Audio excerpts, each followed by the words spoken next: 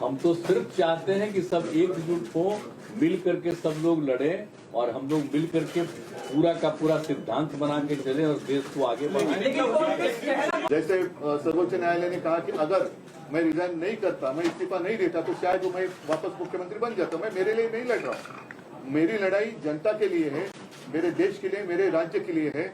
और भले हम इसके पहले राजनीति में विवाद तो होते रहते हैं, लेकिन एक मत तो हमारा हो गया है कि इस देश को हमें बचाना है, संविधान को बचाना है। और इसलिए आप यहाँ आए हैं, हम मिलकर पूरे, आप तो पूरे देश में घूम रहे हैं, सबके घर जा रहे हैं, हम सब मिलकर ये जो अपने देश को फिर से एक बार गुलाम बनाना चाहते हैं उनको घर भेजेंगे। और मुझे पक्का भरोसा है पूरी जनता हमारा इंतजार कर रही है।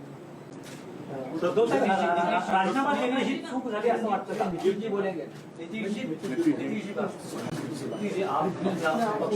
तो आपने तो बात बता ही दिया है, हम सब लोग तो आए ही हुए हैं इनसे मिलने के लिए।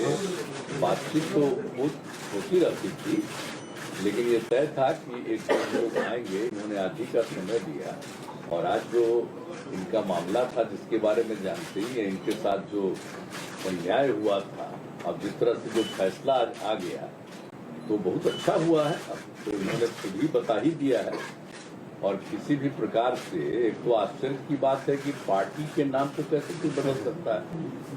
तो इन सब चीजों को लेकर के तो हम लोग सब दिन तो अपनी बात अपना इनके साथ हम लोग रही हैं, लेकिन अभी जो हम लोग आए हुए हैं उसका मकसद इन्होंने बता दिया। हम लोग चाहते हैं कि पूरे देश में अधिक से अधिक पार्टियां एकजुट हों और मिल करके हम लोग लड़ेंगे। तो आज जो केंद्र में है वो पूरे देश के लिए कोई काम नहीं कर रहे हैं और समझ लीजिए इतिहास बदल रहा है। इसलिए इन सब चीजों को देखते हुए अपने देश के हित में और आजादी की लड़ाई हुई और किस तरह से देश आजाद हुआ है और कितना ज्यादा काम होता रहा है पहले से, काम तो करते नहीं। अब आप सब लोग मीडिया के साथी हम आपका नमन करते हैं, आपके हम खिलाफ नहीं कुछ बोल सकते, लेकिन हम जानते हैं ना कि आप लोगों के ऊपर भी किस तरह से किया है कब्जा। कि कोई बात तो थोड़ा बहुत आप कह दीजिएगा, लेकिन ज्यादातर वो लोग अपनी तरफ से प्रचार करवा रहे हैं। काम क्या कर रहे हैं देश में बताइए? कहीं कोई काम हो रहा?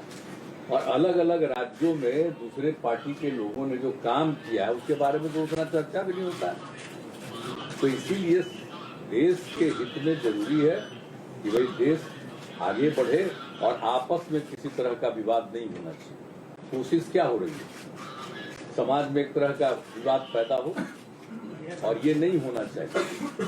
सब में एकता, हिंदू मुस्लिम कोई भी जाति के हों, सब में कोई विवाद नहीं होना चाहिए, एकता रहनी चाहिए।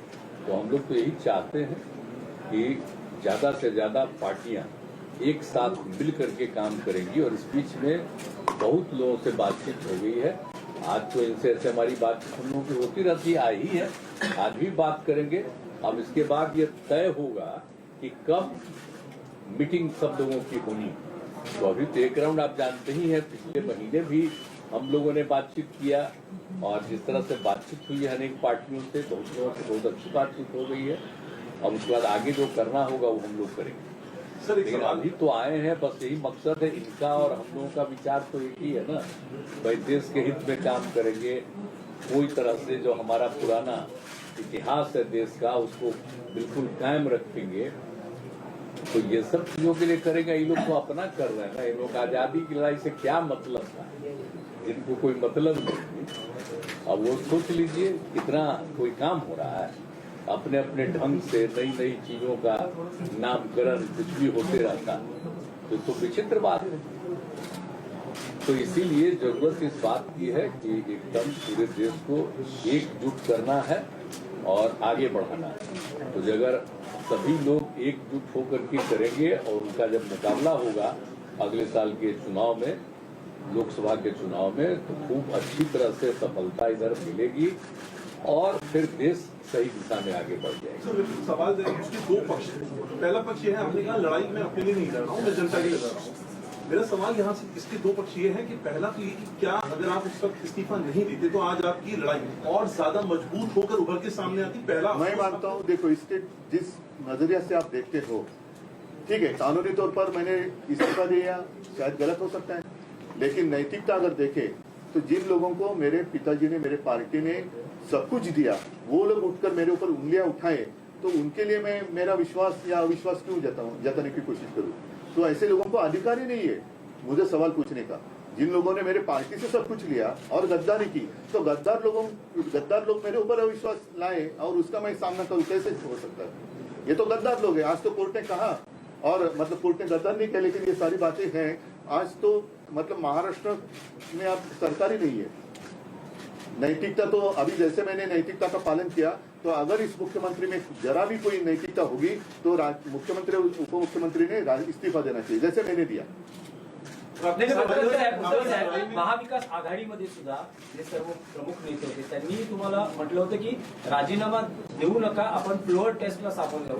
तुम्ही भावनिक राजकारणाला महत्व दिलं नाही, मी राजकारणापेक्षा असेल तो कदाचित आमच्या घराण्याचा गुण किंवा दोष असेल, पण मी जे आता म्हटलं की ज्या घराणी, ज्या पक्षांनी ज्यानं सगळं काही दिलं, सगळं काही घेऊन सुद्धा जे माझ्या पाठीत वार करायला निघाले, त्यांनी माझ्यावरती अविश्वास आणावा हे मला काही पटलेलं नाही. म्हणजे एक तर स्वतः गद्दार, त्यांनी विश्वासघात त्यांनी केला. विश्वासघात करणाऱ्यांकडून मला जर विश्वासदर्शक ठराव, अविश्वासदर्शक ठरावाबद्दल विचारलं जात असेल तर ते अयोग्य आहे.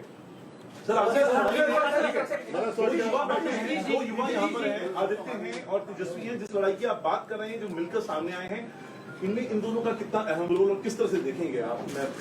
अभी क्या रोल, अभी क्या वो सिनेमा या नाटक थोड़ी है कि रोल कैसे रहेगा, ये देखो ऐसा रोल रहेगा. ये रोल तो नीतीश जी, जब ये विपक्ष लोग यूनिटी के बाद आज इकट्ठा ला रहे हैं, विपक्ष का चेहरा कौन बनेगा? आपकी कुछ कोशिश? ठीक है, चलो अभी तो हम इकट्ठा आ रहे हैं. सबको एकजुट करना चाहते हैं, लेकिन अपना कुछ नहीं करना चाहते हैं, ये जान लीजिए. हम तो सिर्फ चाहते हैं कि सब एकजुट हो, मिल करके सब लोग लड़े और हम लोग मिल करके पूरा का पूरा सिद्धांत बना के चलें और देश को आगे बढ़ाएं.